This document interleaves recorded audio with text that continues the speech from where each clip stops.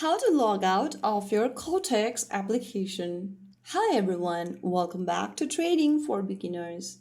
If you are on Quotex and trying to figure out how to log out, then the process is quite easy, so make sure to follow along. The first thing you want to do is to open the Quotex app on your device and log into your account.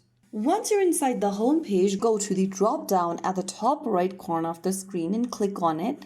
In the pop-up, you'll see this little logout button. Just click on that and you'll be signed out of your Quotex account. This will take you back to the login screen. That means you've successfully logged out. If you're using a shared device, always log out after your session to keep your account safe. And that's it. Super quick and easy once you know where to look. So there you have it. If you found the video helpful, don't forget to like, share, and subscribe to our channel. I will be back again in the next video.